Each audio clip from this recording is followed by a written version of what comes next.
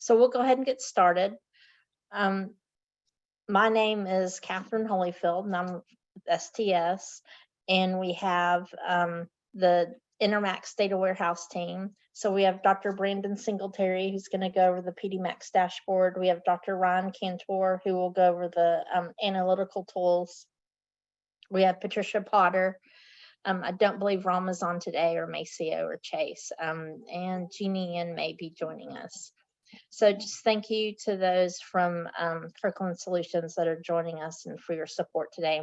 Thank you to the STS staff that are assisting today. Carol Crone, who's the Senior Director of the STS National Database, and Addie, who also assists with the STS national databases. So we will go ahead. Just want to let everyone know, yes, the COVID-19, we still have these rules in place. I think at this point, we'll probably keep them since many sites are still utilizing telehealth visits. And so just remember that televisits are an option now in the drop down for your follow-up visits, and the quality of life surveys may be done over the phone or by mail. I know that's not ideal, but those are such a helpful tool in this patient population. And just remember, you have 30 days after the follow-up window due date to enter data for this COVID-19 exception. So just want everyone to know, Patricia has a new email address, and these slides will also be posted on the STS website and on YouTube later this week. So just to note that, you can contact Patricia or I if you have any questions, and you can also email the Intermacs FAQ@sts.org.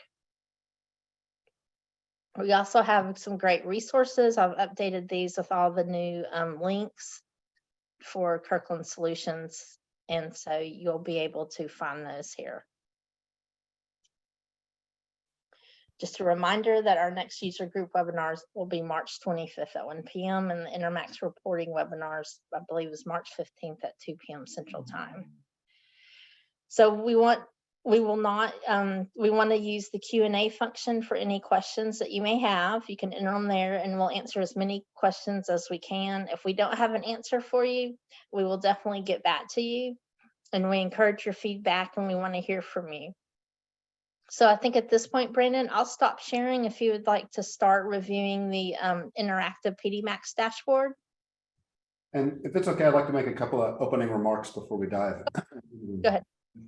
But Brandon, you can go ahead and share your screen. So just want to let everyone know we're going to be focusing on the Pedimacs dashboard and Pedimacs Kaplain Meier analytic tool. But we have parallel tools in Intermacs, if you haven't seen those, that are very similar. So the mechanics of how all this works is the same. So whether or not you're joining us from Intermacs or Pedimacs, you can get the same information with these tools.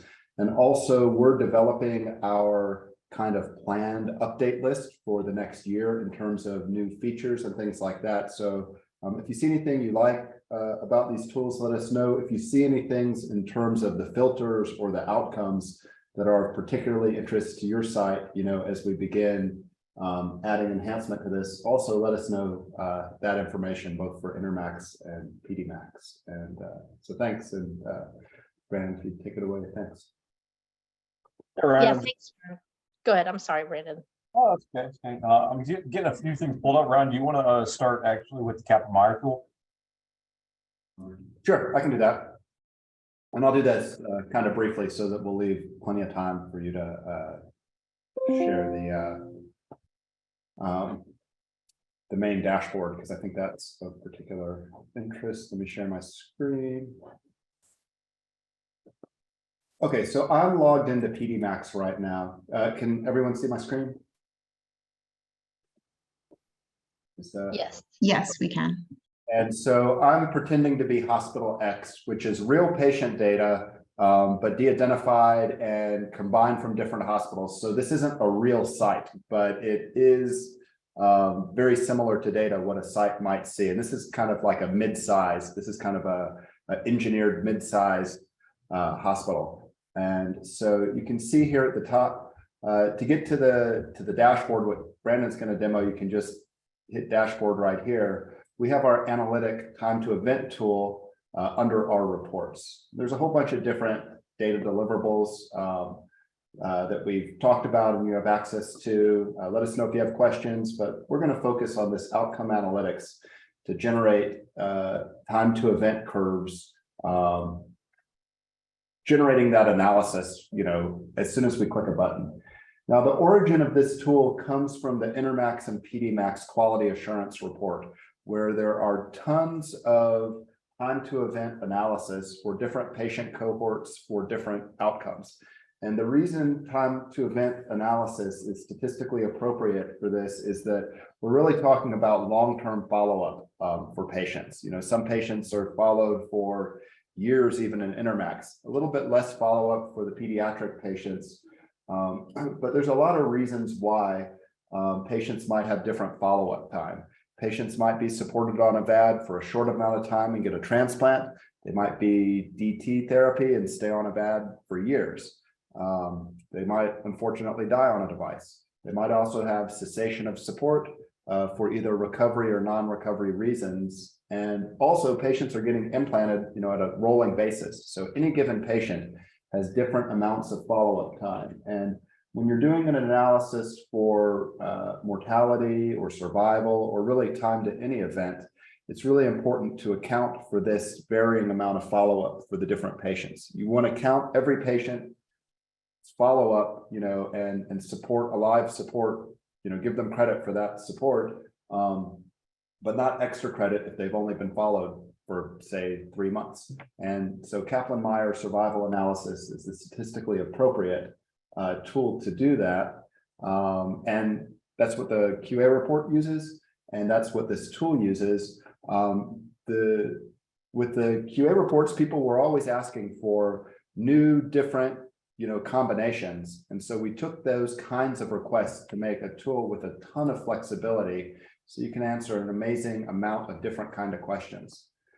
So first off, you select the patient cohort. You can do a single cohort at your site, compare 2 different groups at your site, or compare a site with the equivalent Pedimacs cohort. I'm going to select that one because that's most in line with what the QA reports do, and then we'll circle back to these other kinds of cohorts. Then you select the kind of outcome, mortality on a device, transplant, infection, device-related infection, GI bleeding, stroke. So we have a few of the main time to event analysis that are in the QA report, although I don't think we focus on transplant there. So I'll just stick with mortality. So that's the patient cohort, the type of outcome. You can give your report a label, just whatever you want to title it. Now you have a whole bunch of patient filters. And I'm not going to select any of them at the moment, but I do want to list off what they are. You can talk about if the patient this is their first VAD or if they've had prior support. You can select date ranges, gender, race, and then a number of some of these are pediatric specific. So like the age range is for pediatric patients. In the Intermacs tool, you have adult, different age ranges that are more appropriate for looking at our adult patients. Intermacs level, device strategy, and for pediatrics, we have device class. So we've grouped the main device into implantable continuous, paracorporal continuous, paracorporal pulsatile, percutaneous, and TAH. Pedimacs collects data on temporary devices as well. And so that's why we have these different device classes here.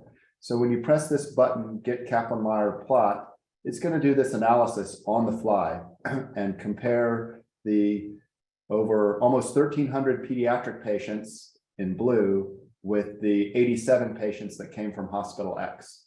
And so you see the number of events. Here, our event we selected was mortality. So 220 deaths out of the almost 1,300 in the registry as a whole, 22 out of 87 for the Hospital X. And it calculates a p-value for that. And these curves, show you that comparison, accounting for the fact that patients are followed up for different amounts of time, and therefore different patients are at risk at different points in time. And if anybody has any questions about this technique, feel free to email the Intermacs site. We're happy to talk about the nitty-gritty details of the stats, but basically if the two lines overlap, that hospital X is doing similar to the Pedimacs aggregate. So this is like one of the key figures in the QA reports. But now we can go back and like change the outcome. Let's see how hospital X is doing in getting its patients transplanted. So here you can see red is time to transplant.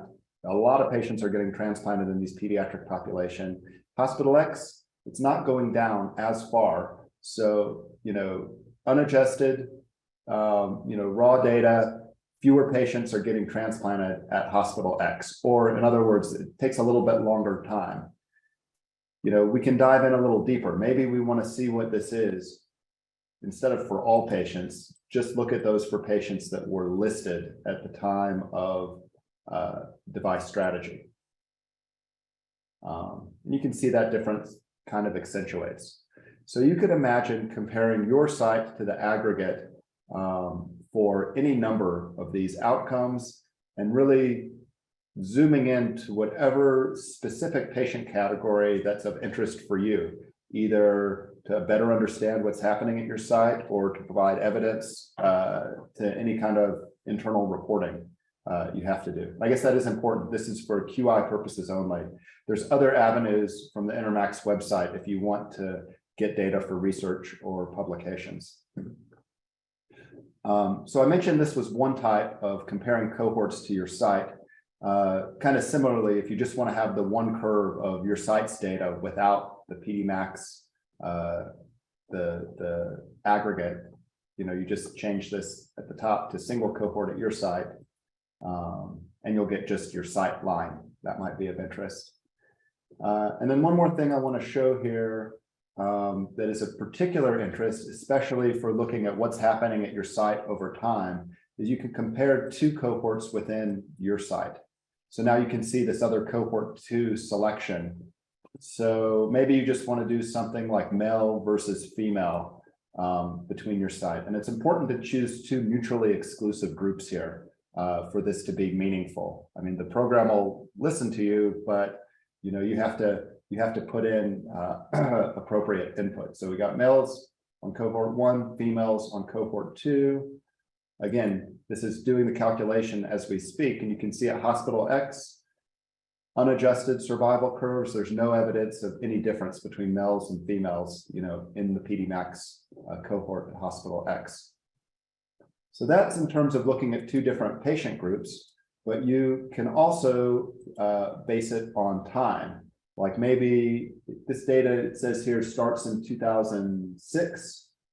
I think it's actually probably 2012 for Pedimacs, because that's when the cohort started. Brandon, if you make a note, we can update this on the Pedimacs side. That should be I think it's September 19th is when 2012 is when Pedimacs started.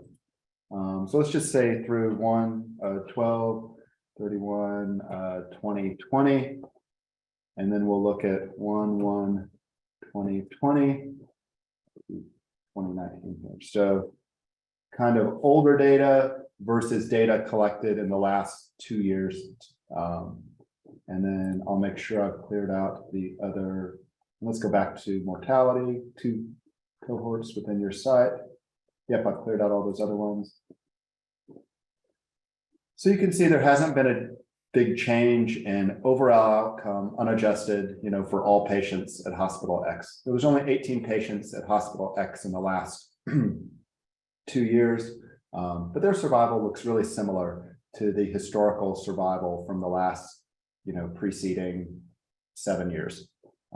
So you could do that looking at, different patient groups across different times. You have a lot of flexibility here. Feel free to put your questions in the Q&A. I'm happy to run any specific examples people want me to run when we do the Q&A. And with that, I'll turn it over to Brandon to talk about the dashboard. Thank you, Ryan. That was great. And just to note, while we're waiting on Brandon to get set up, if you're interested in having a training session, we do offer training sessions. You can email me and we can coordinate with Ryan and Brandon, and depending on if you want to do Intermacs, Pedimacs, or even both, we can set that up. Yeah, those tend to be really helpful because if I'm meeting with the site just one-on-one, we can pull up real data from their site, either in their report or any of the tools. And it's a lot easier to talk about it, you know, specifically to their site.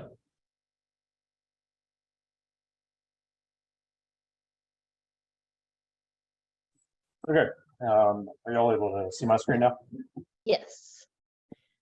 So, as Ryan mentioned, this is an additional tool that we utilize here for allowing you to look at your site's data, also aggregated against or compared against the aggregate of all Pedimacs.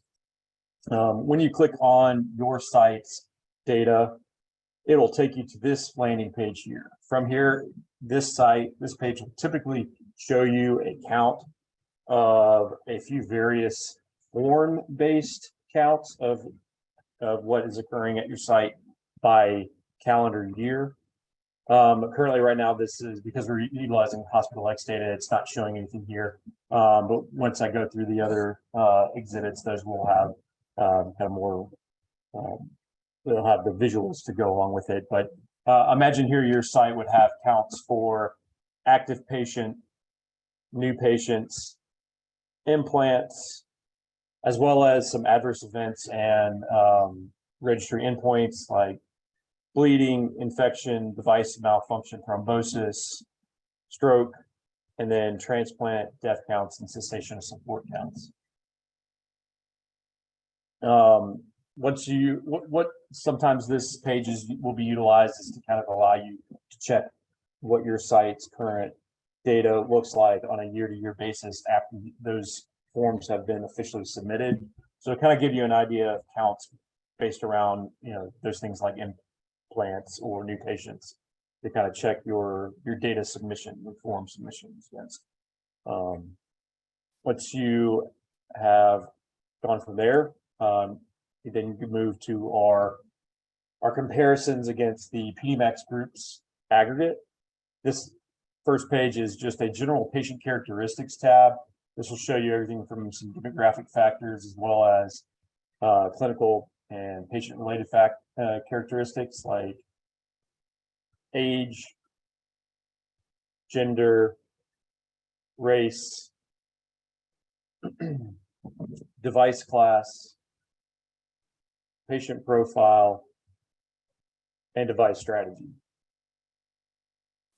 And then within this page, we utilize those same characteristics as filters.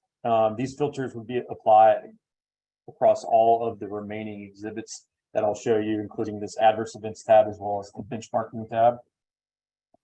And as you can see, you can select a subpopulation from within your group to compare against the Pedimacs aggregate. So for instance, if you were wanting to look at your site's only specific device class around the implantable continuous devices,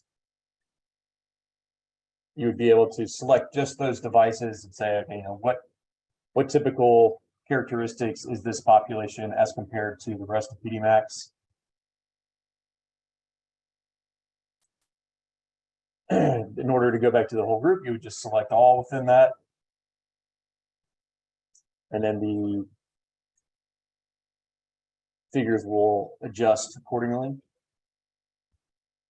Another example would be to, let's say you just want to look at your bridge to transplant patient characteristics. You'd select that within the population, you'd see the figures change, and you could look at what trends over the last 4 years may have occurred within that subpopulation group. If you wanted to continue to just look at that population, you could move from this patient characteristics tab to your adverse events tabs or the benchmarking tab. It'll carry that filtering over.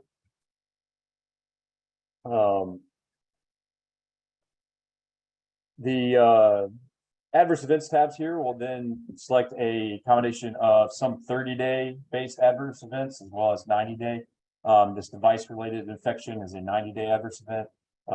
We bumped that out to 90 days in order to allow for some additional counts to, or additional events to occur during that time, as it being a very rare event, especially in a 30-day window.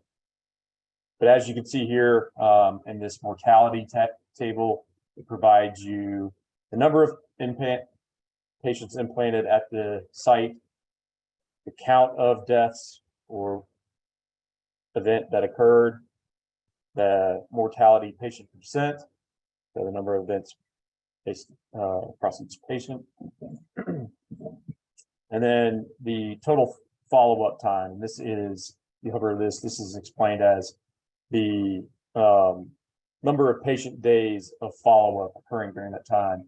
And this, what this number is it goes into this calculation of that mortality rate. Again, it allows you to compare yourself against the aggregate of all Pedimacs, and wanting to look at certain subpopulations, again, just the filters based on, you know, an age group, gender, race, device class, patient profile, and device strategy. Figures and tables will adjust based on those selections. And then you can move through to look at stroke, major infection. Again, as I mentioned, that 90-day device-related infection by implant year. So as you can see at this hospital, this aggregate hospital, Hospital X, compared against Pedimacs, had very low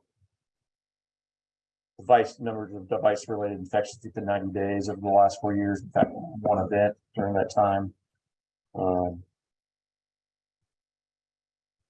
slightly higher patient percent that 1 year one versus all of Pedimacs. Finally, in our metric benchmarking tab, we provided a comparison of length of stay in 2 different ways. First, we wanted to look at length of stay across all of, across just at a patient level comparison. So this is all patients at your site compared against all Pedimacs patients, regardless of hospital or site location. So again, this allows you to look at a distribution of your length of stay metrics at your site. Again, able to filter that based off of the filters applied at the top. And it'll give you an idea on this tab about how your median length of stay days compare against the rest of Pedimacs. Additionally, we wanted to look at length of stay at a hospital level, giving you a few different ways to look at the data within your site. And what this allows is you to compare your site against other Pedimacs sites specifically. So again, if you want to apply your filters and move through and look at how your site would compare against all Pedimacs as a whole, you can see the trend over the last 4 years as well as a rolling 4-quarter calculation. So the site over the previous 4 quarters had a slightly lower median length of stay within this filtered age group compared to all Pedimacs. You go back to their whole group. You can see how it would compare against Pedimacs with that a year-by-year calculation as well as over the previous 4 years.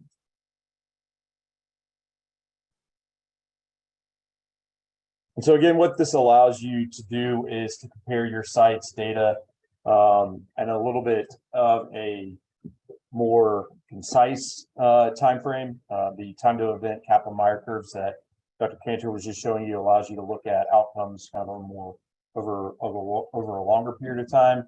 But this allows you to get a snapshot of your hospital and how they compare against all of Pedimacs hospitals across various things like the demographics and patient characteristics, as well as those adverse events and metric benchmarking. We are looking to continue to advance this tool in order to provide you more data, as well as more metrics to compare yourself against. So we're continuing to receive feedback and add to this as we grow this tool, and we hope that you find this tool to be helpful. Thank you. Thank you, Dr. Singletary, and thank you, Dr. Cantor. So if y'all have, this is a great tool. It's very helpful. You can find out so much data on your patients and pull reports, and it's up. Dr. Singletary, is it data? Is it real-time data, or is there a lag time? So currently we have it set up to utilize the research builds that occur every month. So the data would be at this point updated on a monthly basis, that you would be able to check at the beginning of every month. Once those builds are created, the data here would then apply. But there will be that typical lag time where there's about a month's data lag time between your current month that you would be in the year and then what is in that current year's data profile. So as you can see, we kind of have an asterisk next to the most recent year, where it might not have a full year's worth of data, but would be updated on a monthly basis. And just to expand on that a little bit, you know, our quarterly reports come out with like a 3-month lag. So this is happening at a faster cadence than that. The 1 month that we're using right now is to maintain that 1 year, primarily to maintain that 1 year grace period for data entry. So you have like a better comparison with the aggregate. Everybody should have entered their data in. However, we are exploring ways, and it's on our to-do list, to, you know, make it toggle where if you want to see live data, knowing that, you know, some patients, some sites might still be entering data, that's an option. So that is a feature we'll be investigating over the next year. Okay, great. And how often do you think you'll do updates to this, like yearly or twice a year? So we plan as a whole for Intermacs Pedimacs, we have a schedule for releasing updates quarterly, and we're going to flip-flop between updates for Intermacs one quarter, updates for Pedimacs the next, updates for Intermacs, you know, and so on and so forth. And so the kinds of updates we're looking at this year are, especially for Pedimacs, is to add a few more adverse events. There's many more available in Intermacs, so that we know some key adverse events that would be useful, and we have a few additional filters. One filter on our radar for this summer will be adding center volume, so that you can filter you know, patient characteristics as well as outcomes by center. We hope to add all of these same filters to the Kaplain Meier tool as well. You know, more outcomes filters. Yeah, and then in terms of like large scale changes that we're dreaming of, but we don't have scheduled yet, are things like making the like right now for Pedimacs, it's the last 4 rolling years, and that's like a set time frame. For Intermacs, I think it's the last 4 rolling quarters, because there's a lot more volume there. And we want to have some flexibility in how the user can select the time groups across those columns. And so another thing we're looking at, but we can't schedule it yet, we're working on the technical details of it, is ways to drill down, so that, you know, when you see some of these adverse event counts, how do you get the patient list of those, you know, 3 patients that had the event of interest in this quarter? So that's the other thing in terms of large scale edits, but we have a lot of the smaller scale edits, so more filters, more events, you know, scheduled out this spring and summer. Okay, great. So if anyone has any questions, this is a good time because you've got both of them on the webinar today. And if you just have any questions in general about data entry, then feel free to ask them. I can't stress enough how it's such a great tool for your quality improvement, quality assurance.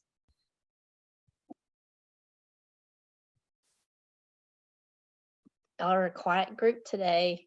We did have one question from Dia just saying, thank you for releasing the outcome analytics tool. This is very helpful. So thank you. And if we have sites, if you're already using these tools for Intermacs or Pedimacs at your site, please contact Patricia and I. We'd love for you to do a webinar, maybe do a short presentation on how you utilize the dashboard or the analytic tools at your site so other sites can learn from that and see all the advantages of it.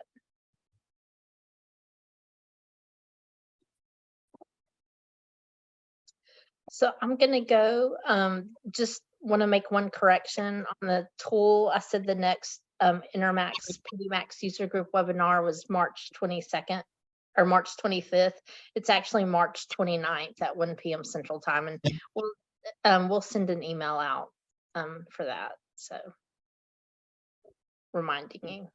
And we also, again, have our reports webinar, which Dr. Cantor will be part of March 15th at 2 p.m. Central Time. So I'll give everyone another minute or two to see if y'all have any questions that you'd like to ask. I have a question for the group. If anyone has used either of these tools, is there any particular outcome you focused on more than the others?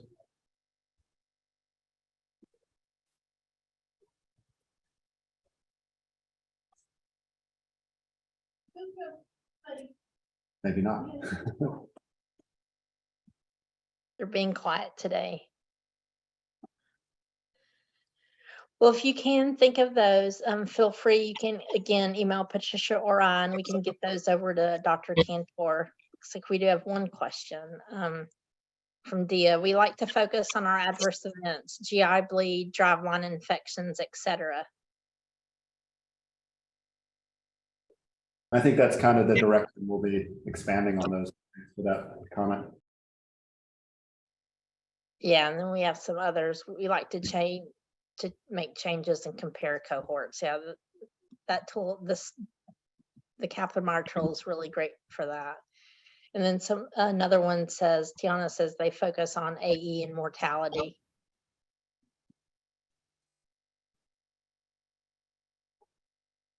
So good. So we do have some sites that are utilizing this, and that's great. I would encourage everyone, don't be scared of it. If you do want a one-on-one training session with Dr. Singletary or Dr. Cantor, then please let us know.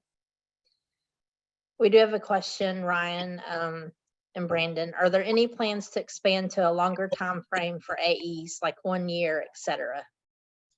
So the reason right now we focused on the dashboards on kind of short-term outcomes is because patient percent and rates are really useful for that.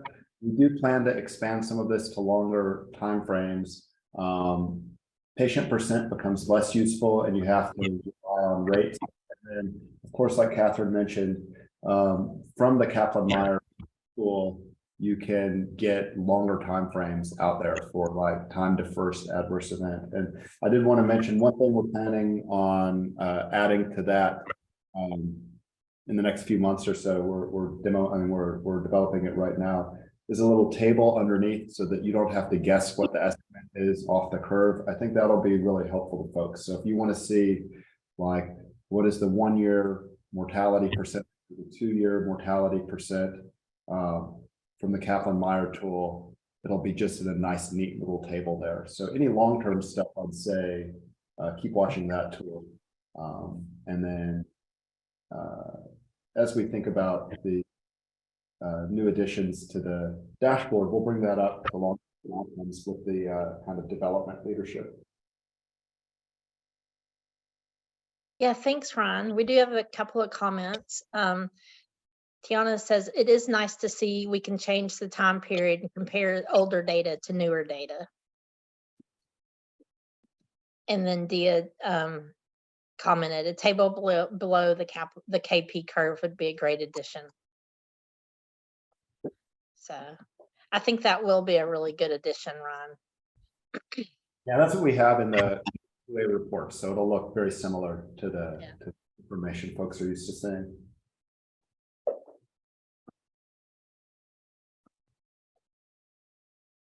Well, it looks like we don't have any more questions at this time. So I guess we'll go ahead and wrap things up. But I want to thank Dr. Cantor and Dr. Singletary from Kirkland Solutions, not only for developing the dashboard, the programming, and helping launch it, and also the Kaplain Meier tool and the analytical tools. There are a lot of reports you can get if you click on that reports tab, as Ryan said earlier. So I'd encourage sites to use those. And so I think we will, I'll give y'all some time back in your day, and I hope everyone has a really good Wednesday. And thank you everyone for joining.